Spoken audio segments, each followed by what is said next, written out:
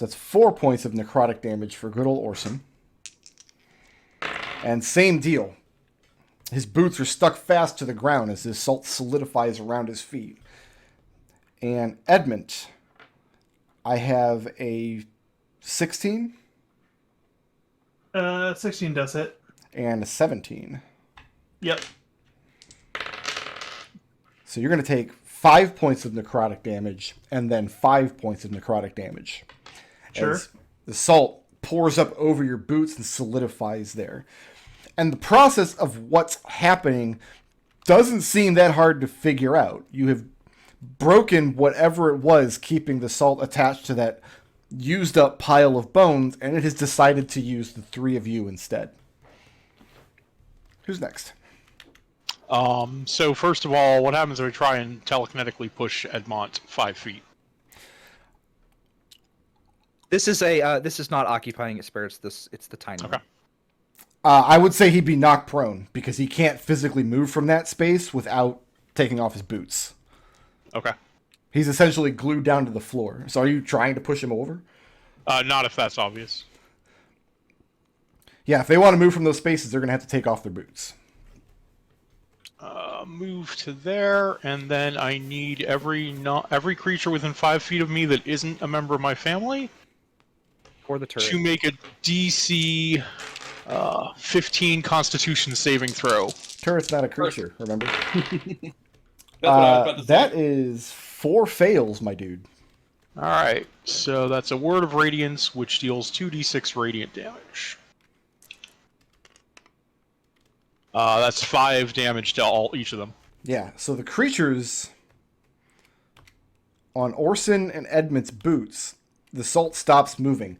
The hardening is still a problem. Their boots are still stuck fast to the floor, but you stop the movement of tendrils that have started to snake up their ankles and legs, which is what's happening to Jeannie now. Can I try and break this creature off her leg with telekinetic force? One of the two. You can't. Can you use your telekinetic force to grapple? I can use it to push a creature. Push a creature. Or pull. I'm going to say in this case, no, simply because the thing is adhered to her leg. Okay. You can probably attack it with something. Yeah, I've already taken my action, so that's the end of my turn. Okay. Next up is Evie with Victor on deck. 10, 15, 20. I guess I'm gonna pull the daggers and try to scrape this stuff off of Jeannie. Okay. Attack. So she has 2 different creatures, 2 different tendrils attached to her. Okay, well, I'll target one with the dagger. Okay. And that is, I cannot roll today. As you're rolling down here. Yeah, it's yeah. That's a 12 to hit. 12 will not hit. Okay, well I'll try again with offhand dagger. Dagger in each hand. And this is going to be a 18 to hit. 18 will not hit. Wow. Okay. And that is all my movement. So You're staying put there. Yep. Okay. Who's All right. next? Victor. Victor will move up a little bit. So, can I, if I were to throw a psionic dagger at these things, could I hit them? I'm going to give it half cover because you're attacking through Edmont's space at a small creature winding its way up Jeannie's legs. If I wanted to pull somebody out of their boots, could I do that? With a grapple check, yeah, she'd be grabbing onto them and pulling them out. And I would allow them to automatically fail that if they wanted to. All right, so who's grappled right now? We got, is it just Jeannie, Orson? All 3 of them are, but Jeannie, the creatures that are solidifying her to the floor, are still alive.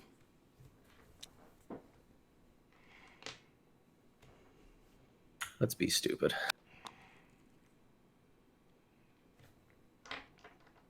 So we're going to get next to Jeannie, and if the things are still alive, we're going to try and stab them. Can I stab them? Yeah, absolutely. You even get sneak attack because they're within 5 feet of literally everything. If I can hit them, yeah. Hitting them is the hard part.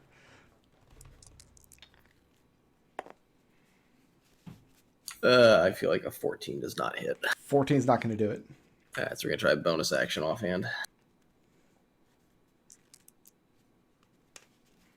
And I don't think an 8 does it either. Nope, 8 does not do it. And then we're gonna take a step back like an idiot. Into the darkness. Into the darkness. Well, there's like Orson has a light source. So you mean you can Yeah, see we've got that. like 30 on Orson. I mean, that is still uncharted territory. There might be another one of these creatures around the corner. You don't know. Who's next? Yeah, and it may grab me. Next up is Edmont with Orson on deck. That is one of my favorite tricks as a DM when one party member like tries to sneak off to the side, so they're away from the inevitable combat. Have the monster come around another way. So I can't move my feet at all, even though these things have been slaughterified. If you want to move this turn, you have to abandon your boots. Tyranny of boots. Edmund's gonna be Listen. naked before the end of this adventure. Listen. I made the joke last session. We don't need to beat the dead horse. It's Ravenloft. I can make you guys fight a dead horse.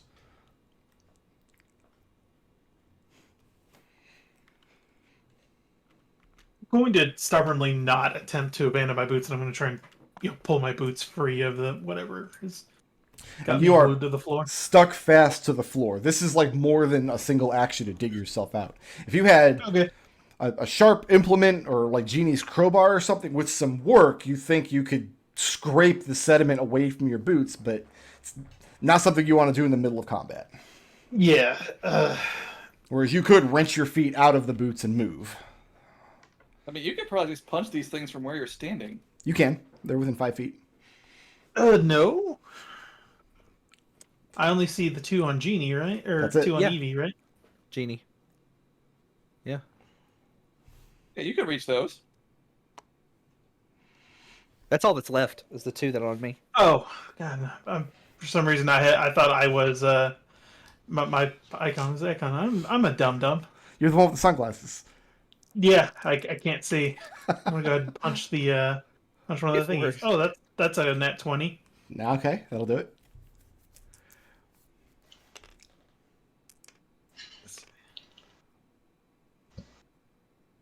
Do 8 points bludgeoning damage. And you've destroyed one of the tendrils.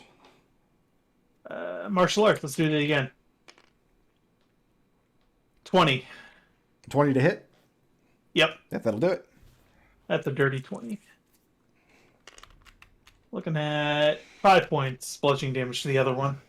And that's enough. With a couple of sharp, focused strikes, you manage to punch the last of these 2 tendrils clear of Genie's boots. So the predicament where the 3 of you are stuck fast to the floor, it's as though your feet have been sunk down into the sediment and soil. With some work, you can dig yourself free. But there seems to be no more immediate threat. Maybe I mean- I'll try to help dig Genie out. I have a crowbar. And I am going Yep. to use the crowbar. On Yeah. my A couple boots. minutes. And Crowbar with a couple minutes of work, you get yourself free, but the boots themselves are still in bad shape. Like you're gonna have to spend some time at camp actually polishing them off, and you're pretty sure that you can see damage to the boots where the sediment has taken hold, where it's gotten in through the holes where your laces go and into where the leather of the boots is sewn into the soles. If this happens too many times, if you have to fight more of these creatures, you might end up ruining your boots, and you don't want to think about walking through this mine barefoot. yeah, it's distressing. You want to go back and ritual cast comprehend languages now? Yeah. What are the rest of you doing? Because remember, you've got a pile of human bones to contend with now. Sure, I get- There any other effects on the bone in the pile of bones? Who's trained in medicine? I am. Ekon, I'll let you make a medicine check as you inspect the bones. That's a medicine of 14. Examining the bones, same thing as with your companion's boots. Like, they have this very thick residue of salt and mineral that you can start to scrape off. And as you do, you can see where the bones themselves are severely damaged. In fact, if you look at a part where one of them is cracked and you're able to open it up and look inside, the residue has gotten inside of the bones, and all of the marrow and everything has been rotted away. No muscle tissue, no skin, no leather, no hair, nothing. Just the naked white bones are left, and those are in bad shape. Is it a human-size skeleton? It's almost certainly a human skeleton, yeah. By the way, I'm sitting there just continuously. I left instructions to just pulse until everybody has a decent amount of temp hit points. I rolled a 7. I'm gonna be lazy and just stop there. Everybody has 11 temp hit points. So, the rest of you are on guard in this hallway as Eugenia is finishing up her ritual. As you're examining these bones. Under the effects of comprehend languages, flipping through the ledger now that you can magically read Darkanese. Not a lot of interesting data, but meticulously kept receipts of transactions of how many workers were in the mine on a particular day, where were they working, what was the day's take, where was the destination, where was it going. A lot of the salt was just sold off to Vistani travelers. But you do glean the names of a couple of presumably faraway villages and towns and cities and things where the salt might have been going. None of them recognizable to you. But the dates seem to stretch back for a very long time. It occurs to you don't know what the date is in this world right now, but the dates stretch back close to 200 years if you're holding the earliest ledger. Make a wisdom check. Oh, well, okay. This is not going to go well. That is 13. 13? It occurs to you that if this mine was working for 200 years, if it was operational 200 years ago, there would not be this much rich sediment right at the entrance of the place. That's just sloppy mining. You don't dig deep into the earth when the valuable minerals are right at the surface. You do think, though, if you take... I mean, you're taking the whole library. You just shoved it all in your bag, yes? Right. I figure we could use it to learn how to read Darkanese. Exactly. That it would be a useful resource for that exact purpose. You kind of have like a Rosetta Stone situation now. Anything else of interest in this office? Just the ledgers and the basin. And there was nothing in the basin? It looks like at one point you might have been used to fill water to wash oneself, but the water has either long evaporated. Now there's just some sediment in the bottom of the bowl. Don't suppose there's like a pile of rags or anything like that? You don't see any detritus in the room at all, except for the broken chair in front of the table where the basin sits. Is the broken chair broken just from age, or did somebody actually break it? It's difficult to say. You find one of the legs has been snapped. It could be easily repaired, but difficult to say. Okay. Shall we go deeper? If we found one of these things, there's definitely going to be more. And if we don't kill them all, they might escape and kill the halflings. So Jeannie's taking point? No, Orson is. I just... Oops. Like I said, Well, Orson's... Does anybody like in the party have like cloth or like pots? Actually, I have a weaver's kit, but I have like pieces of cloth available. And the path winds around and opens up into a second relatively large gallery with plenty of headroom. So, why do you need cloth? I just kind of want to like wrap some like oil-soaked rags around the damaged boots so the salt has a little harder time getting to it. Yeah, just to protect our equipment a little bit. On the right-hand wall of this larger gallery, you see another door set into an alcove. And at the far end of the gallery, you can see some amount of water. Just kind of, Over here? yep, just kind of lazily lapping up the other edge of the gallery. I'm going to go ahead and cast Mending on Evie's boots. My boots aren't damaged. Oh, Oh, Genie's boots, then. It's Genie, Edmont, and Orson. Does that repair most of the damage? Yeah, mending repairs all the damage. Okay. Okay, then we don't have to worry about that too much then. Yeah, I'll go ahead and... I think that takes a minute, so...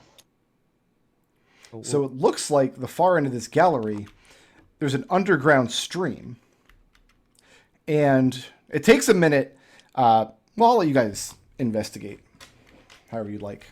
Victor, you're standing at the door. Similar to the first door that you came across, it does have a keyhole, but the locking mechanism, if it's anything like the first door, would be too far gone. You'd have to break your way in. I'm going to collect... Oh, go ahead. So Victor is going to kick the door open. Okay, and what is Ekon collecting? Take a step back. He was going to collect a pebble and cast light on it to give to his familiar, and then have it fly out over the water. Okay, and the stream is only about... I mean, even calling it a stream is maybe overstating it. At its narrowest point, it's not more than 7 feet across or so. And on the other side, you see a little... a slight alcove on the far bank. I say far bank. You could easily jump this stream. At first, you think it's just standing water. But as you get close enough and you give your familiar some light and set it out, it is flowing to the south very quietly. And on that far bank, you see a pile of salt suspiciously slumped against the wall as though it were a human sleeping against it. Victor, go ahead and give me a strength check.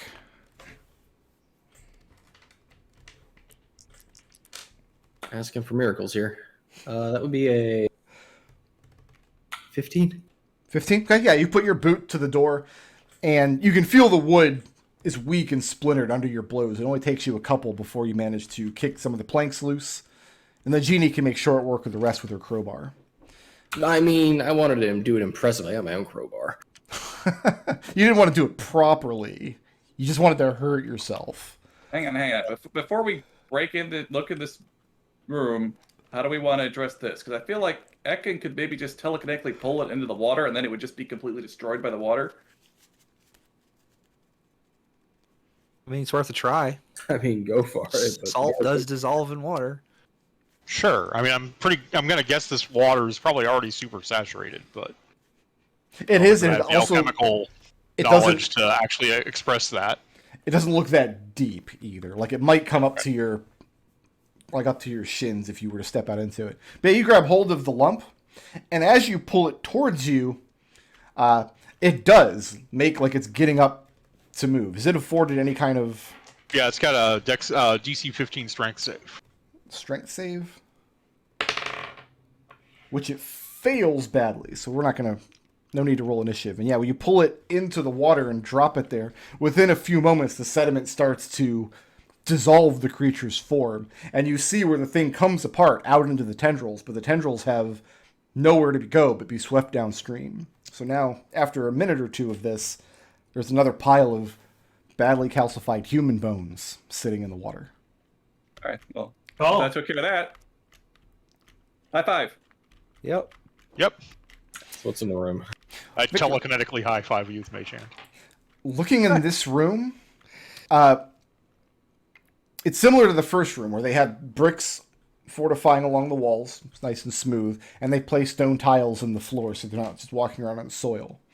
But there's not much in the room in the way of furnishings. In this corner, you see two small wooden chests that are open and damaged by the ravages of time that look empty.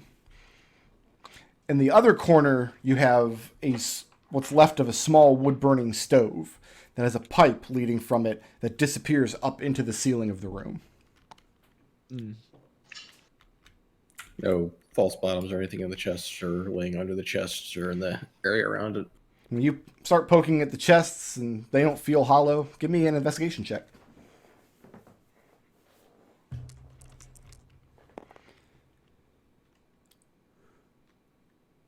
That would be a 7. A 7? Yeah, A poking s- ground. Looks like there's just a pair of empty chests. Just picture Victor going, "Yeah, I'm bored now." Like halfway through the investigation. Yeah, nothing in there.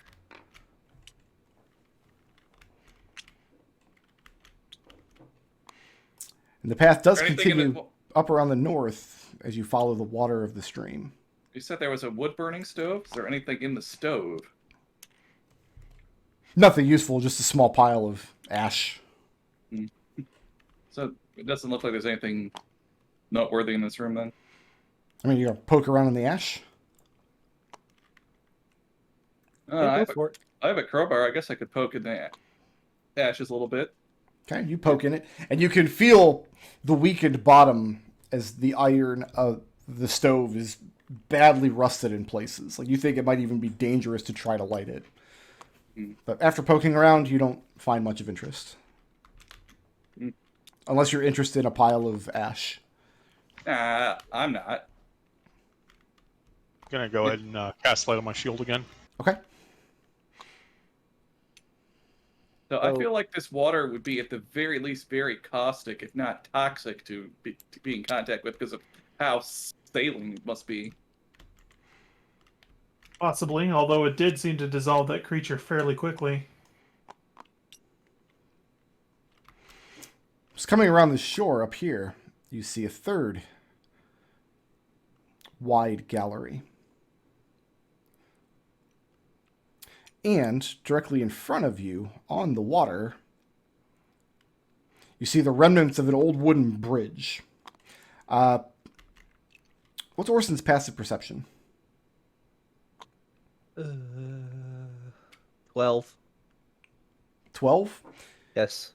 He can see a clump of something stuck right here, either against the bridge or wedged underneath it. The water has to flow around.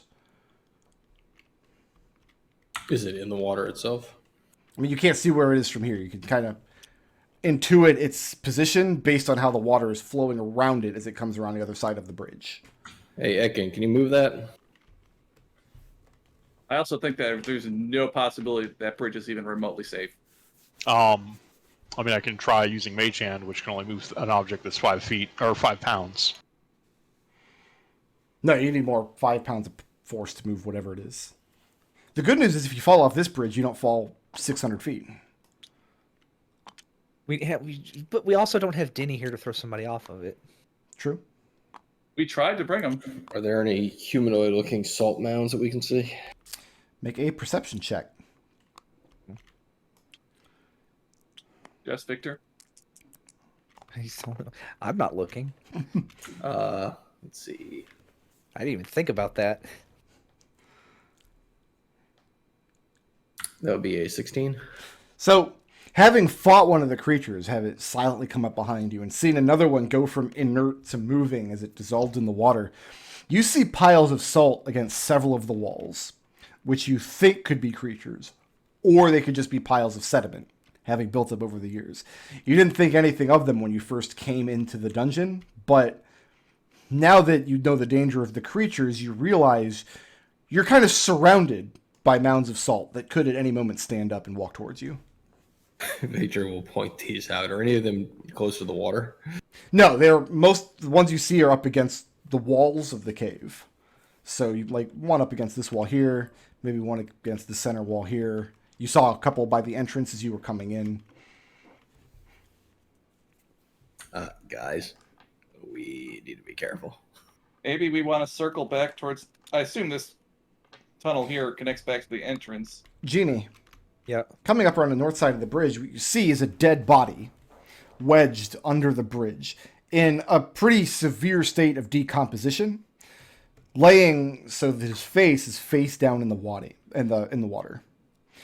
The water here is no deeper than 6 or 7 inches, so it's kind of wedged half under the bridge and half up against the bank of the stream on the other side.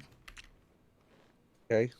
Well, Or were there any of these mounds on the other side of the bridge? Oh yeah, up against anywhere you look in this cavern, you see mounds of salt against walls and in corners and alcoves, any one of which could be dangerous. So hang on. It seems like the salt in the mine might be ambiently dangerous. Like it seems to have the capacity to animate. So what probably happened, the reason that people stopped coming is because people stopped leaving. They'd come in here to mine, they'd get trapped by the salt, and then after enough people were lost, the leadership said not worth it. Wrote this place off as a loss. So Ekon, are you picking up any magic like from the piece of salt that you took? Or just any of the salt around? There has to be some kind of magic animating these creatures. A lot of the time, animated creatures, the magic is only involved in creating them, and then it's no longer detectable. But I'll go ahead and give the place a quick once-over. Yeah, give me an Arcana check. Now that you kind of know what to look for, you've seen the salt in action. Can we assist to give him advantage? That would can be I assist? a... What was the roll?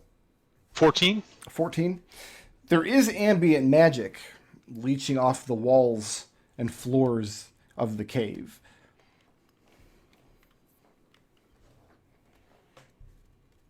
This So- whole place is just bad juju. It is a So magical site. As Ekon's looking around, I jump in the water and pull the body out and lay it like right here. You pull the body out, and it, like I said, it's in a severe state of decomposition. But the man 200 was years. no, much more recent than that. But the man was fat, and he's been artificially bloated by the water he's been laying in. And when you pull him out,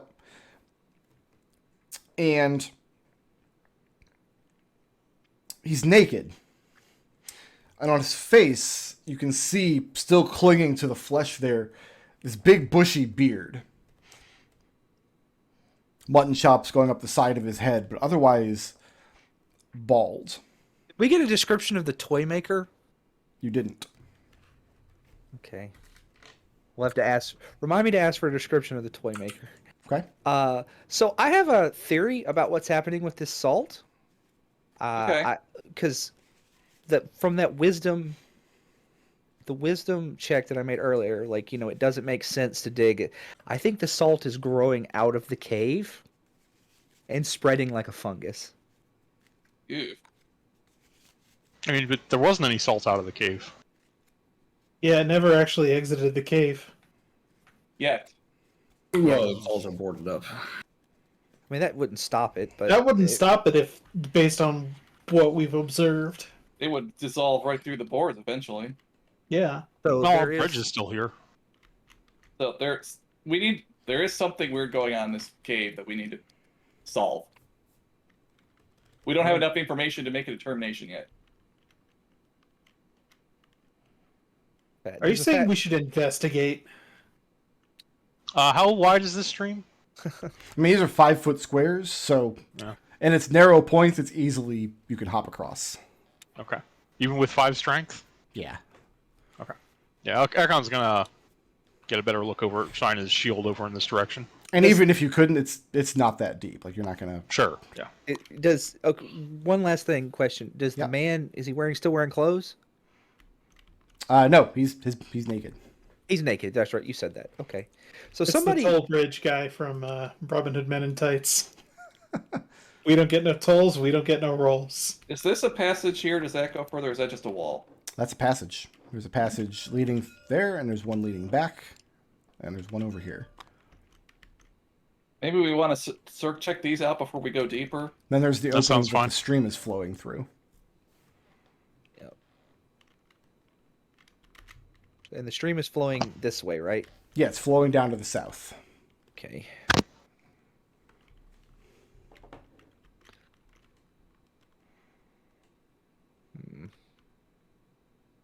Yeah, there's no telling. Let's stick to the right side. Big circle. So we're heading over this way. No, Victor is.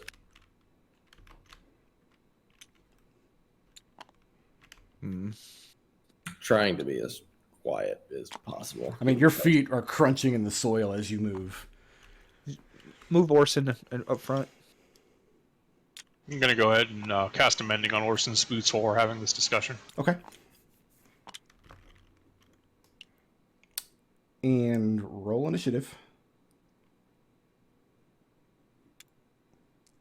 Yeah, sure.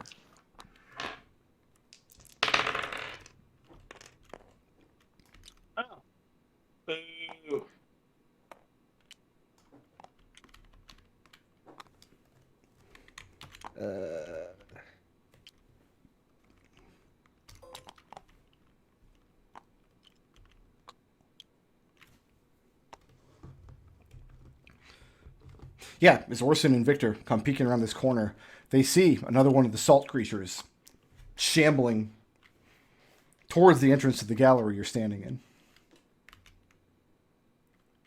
Who's first? Looks like we've got Evie with Genie on deck. Evie, what do? 10, 15, 20, 25. I can shoot it from here, right? Yeah. Man, I can't get sneak attacks on this. It's not going to do much. I'm going to give advantage to Victor. I say, remember what we talked about. So when he attacks, he will get advantage, but I will not. But I guess I'll still throw a dart at it. Okay. You could hold your action. Yeah, I guess I'll hold action until one of my companions is adjacent to it. Okay. And then I will attack it with a dart. Attack it with a dart once one of your allies is adjacent to it? Mm-hmm. Okay, who's next? We've got Genie with Ekon on deck. 15, 20, 25, 30. And we are going to... no. I'm not going to use that die. We're going to do a Ray of Frost, which is... That's a 16. 16 does not hit. Shame. Shame. Okay, let's see. Oh, I guess my protector turret will hop right here in the same square as Orson. Okay. And Pulse, I guess. I mean, everybody's got 11 temp hit points already, so that's the wrong kind of die. Everybody gets 18 temp hit point. No, it's no, 11 again. No 18 more. would be real nice. 18 would be nice. Freaking D20 hit dice would be amazing. And who's next? Ekon with Orson on deck. I'm So too far first of out. all, I'm going to need a DC 15 strength saving throw from this creature. That's a fail. Okay. And then, and the area on this is massive. Absolutely ridiculous. 10, 20, 30. Ekon casts Create Water, which creates 30 gallons of rain in a 30-foot cube. Okay. It's an instantaneous effect. It's Just the water gets created and then sloshes and then away. it causes rain. Yeah, causes rain in that cube for however long it takes for it to fall. And then it's it's the water's there after the fact. It's just Yeah, no, he didn't like that at all. I'm really glad we discovered that weakness. Because nothing else we do works against this thing. The actual Acid work. that's it for Ekon. Obviously, there's probably a bunch of water in that area now. We've got Orson with Victor on deck. So it actually looks like the water, the rain that falls for those few seconds that the spell takes, almost looks as effective as the acid was. The actual water isn't pulling up in the room, though. It's going to flow out where you guys are standing, then out towards the stream. Okay. So it won't be standing in a pool of water on its turn. Yep. That's it. We've got Ekon with Victor. Or, I'm sorry, we've got Orson with Victor on deck.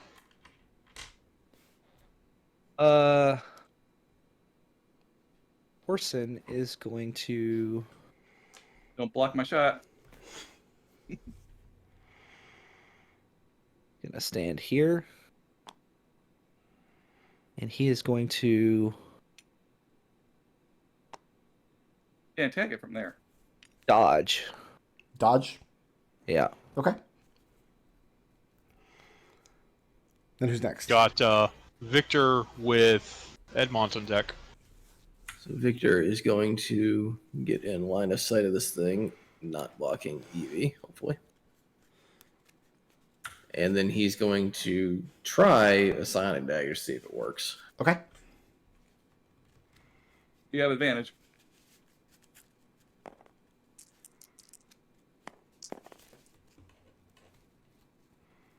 Does a 16 hit? 16 does not hit.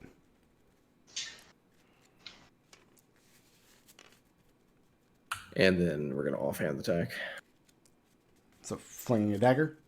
Yeah, Did you roll advantage on the first one? I did. I rolled 2 10s, and this time I rolled an 8. These dice suck. Well, not- you'd never color your dice. Coloring the dice makes them roll worse. I was rolling 2s and It's true. 3s when they were purple. Now I'm getting 8s and 10s. Yeah, purple is a color. Is Victor staying put there? No, Victor's gonna take a step back. That's 2 steps. Got Edmont with red token on deck. Edmont, fix it. Just for you. Oh, trying to fix it. Really hard to fix it when you roll like a 3 on initiative. I think he rolled worse than you did. 30. 40 can get me there. Let's go ahead and take another pot shot. Okay. I mean, it's not a pot; it's a salt monster, but sure. Yeah. Salt in the pot. You season it, right? That's how that works. Yeah. 22 hit? Season the water like the ocean, as they say. Although that makes pasta inedible or stuff, in my opinion. 22 hit? 22 does hit. Oh, nice. That's 9 points piercing damage. Okay. And staying put there. Yeah, I've used all my movement. I've got red token with Evie on deck. So the water that Ekon created is flowing out and around Orson and Edmund's legs down towards the stream. There's not enough water standing on the floor of the room to, like, you're not sloshing through it or anything. Some of it's soaking down into the soil, some of it's flowing away, but it does seem to be too much for the creature as it makes its way north to higher ground and then disappears around the corner. Don't we have an item that just creates water forever? I mean, you pour it. I thought you had a geyser setting. Does it? Yeah. Okay, so we have a new Absolutely super does. weapon against these creatures now. Who's Who next? has that? I think Victor does. Yeah, Victor has it. Yeah, Victor has it. We've got Evie with Genie on deck. Okay, so Evie was just standing there waiting for somebody to move adjacent to the creature so she could take her shot, and then no one did. So she's No. just she's just looking around like, the fuck. I got as far as I could. I'm sorry. I know, don't I know, what's I wrong with me. know. Well, we can't see it anymore, right? It moved around the corner. All right, well, 5, 10, 15. Can I see it from here? From that position, What can I see? you can see where the passage continues up to the north a ways. And you can't really perceive it moving upward at the same time, but it must do because the water is flowing away from the room. And yeah, the creature had made its way to the north away from the water and is stopped there. Without a face, you can't tell which direction it's looking.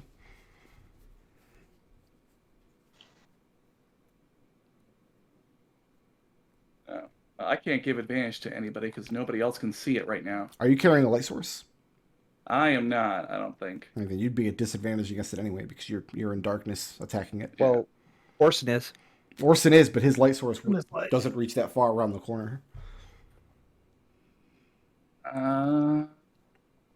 Yeah, okay, I guess we're gonna try again. Ready in action. If one of my allies moves adjacent to the salt monster, Okay. I will attack it, but until then, I guess I'm just gonna stand here. All right. Who's next? Next up, we've got Genie with Ekon on deck. So 5, Genie 10, picks it. 15, 20, 25, 30. Mhm. And I'm going to again shoot a cantrip at it. So that is 18 plus 7. That Dude. is 25. Do you have any kind of light source that would be illuminating it? No. Okay, they make this roll at disadvantage. That is a lot less. That is 7, 16, 15. 15 is not going to hit. I don't think I've hit anybody with a cantrip the entire campaign. That's okay. You're not supposed to. You're supposed to hit people with a gun. Moving or staying put? I think I got 5 feet of movement. I'll just step back. I don't get extra attacks. I'm not that kind of artificer. Oh my god, you're gonna cry about this every week? Yeah. Who's next? All he gets Ekon, is the infinite I health like it. turret. move to here. Light spell is 2040 or 3060. If it's 2040, then you got him in dim light from that position. It is 2040, yeah. Okay, well, he needs to give me a saving throw that cover doesn't work against anyway for Sacred Flame. Okay. What kind of save? Dexterity. I have a 14. Nope. Burn him! Did salt monsters be heretic? I think by definition. So go ahead and take 5 points of radiant damage. And is it still up? Oops. And just like before, the monster breaks apart into individual tendrils on the ground. You're gonna have to pick those up and drop them once. Will do. I'm gonna push one of them. So could I get a strength saving throw? It's going to be a 3. That's the end of my turn. Got Orson with Victor on deck.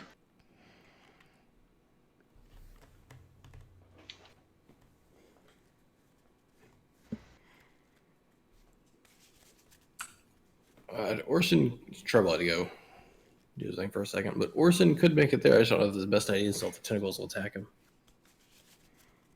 Well, Treble's idea seemed to be for him to kind of just be a choke point and dodge to keep them from attacking everyone else.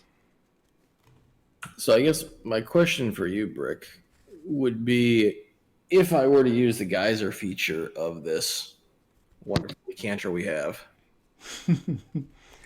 and Orson was in front of me, would it automatically hit Orson, or are we going to say there's enough space where it could go around him? Or you could, like, lean out of the way? I'd have to read the wording in the DMG, but Geyser definitely seems to suggest that it's just like a fire hose blast. Okay. I'm gonna say there's probably not going to be a lot of finesse in that situation. All right. Okay. I'm gonna enjoy this. So I guess Orson should just hang out where he is. Orson will move up to here, and he will hold his action so that if the tentacles come up closer, like close to Evie, then he will move and attack them. Okay. And so Victor's going to be a dumbass. He's going to get up front. And it says, I think, 30 feet long. So from this point, he's going to turn on the fire hose. He's going to pull out the decanter. He's going to aim it at these tentacles, and he's going to try and flood them. Okay. This is going to be pretty good. I think it's a DC 13 saving throw. Or they take damage, but it's a giant amount of water, so. 30 gallons in a 30-foot long, 1-foot wide line. Oh, in that case, I would say that, yeah, if Orson was standing in front of you, that anything behind him would have total cover. It's only 1 foot wide. As a bonus action, so you don't even have to use up your action to do this. This is the most powerful low-level magic item in the book. Against the creatures that are weak to water, yeah. Well, I mean, it does. Against everything 1d4. else, it's useless. Okay, so it's It a knocks DC creatures 13. prone. Yeah, it also does like you have some Strength kick save. to it. So I gotta roll.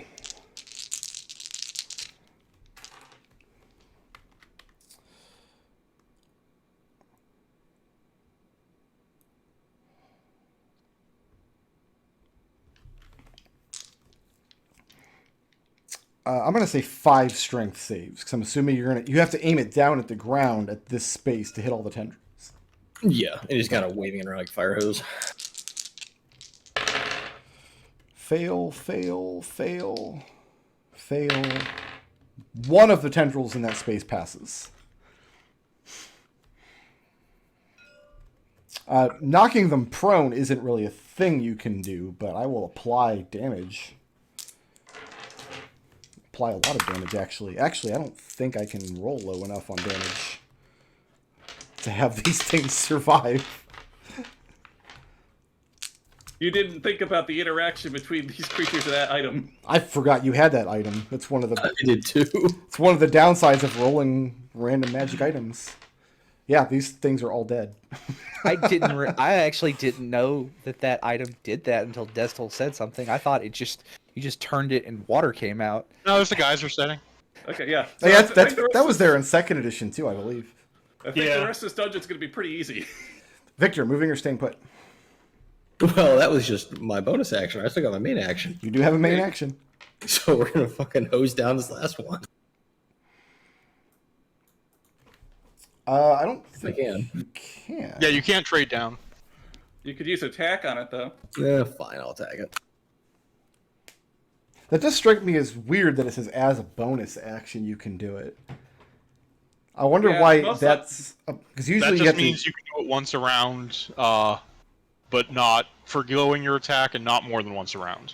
That's all that means. Yeah, it makes sense, I guess. Okay, that's fine. So then we'll try it. I'm gonna try a Sonic Dagger. So I don't know if they work on these things or not. But... Okay.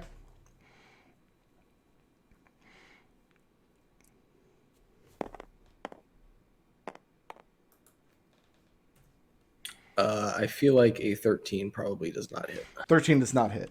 Moving or staying put? Little things are slippery. I don't have enough movement to get out of this cluster of people behind me, so I guess I'm gonna stay put. Well, if it moves up to adjacent to you, my triggered action will trigger. Well, actually, that was when the creature was whole, so maybe it doesn't. Maybe it's not valid anymore. Well, it's also been around since then, so I don't know if you get to keep it like that. Your We've next turn. got Edmont with red token on deck. Edmont, fix it. You hear this blast of water, and it's like, oh, that's distressing. No, it's good. Good. Evie gives the thumbs up. 4, 6, 7, and 8. Can I hit it with a melee attack from there? Yeah, absolutely. Does that trigger Okay, my then. held action? I think you said when it moves into the range of one of your allies, not when one of your allies moves in the range of it. I think I said when it's adjacent to one of my allies. You're gonna kill steal Edmont here. Let the monk have it. Well, no. What's going to happen is I'm going to miss. Oh, okay, that's probably fine. Yeah, go ahead and roll the hit. And then after you Yeah, miss, 20. Edmont can step in. Yeah. Okay. And miss, too. And also miss. That is a 19. 19 does not hit. Edmont, you can do better than 19, surely. Allegedly. No, I can't. That's an 18. 18 I'm does sorry, not it's hit. 17. That's an 18. No, 18 does not hit. So no, I whiffed both of those hits. That's the end of my turn. All right, Got a red token with Evie on deck. Edmont. Hey. Don't ruin my boots, please. Well, you've Okay. already had your boots repaired, so you're good. No, I haven't gotten to him yet. I have a 9 to hit. No, you don't hit. So your boots are solidified to the ground once again, but the creature does not actually manage to seep through and touch your flesh at any point. Good. I'm good for that. Who's next? Back at the top.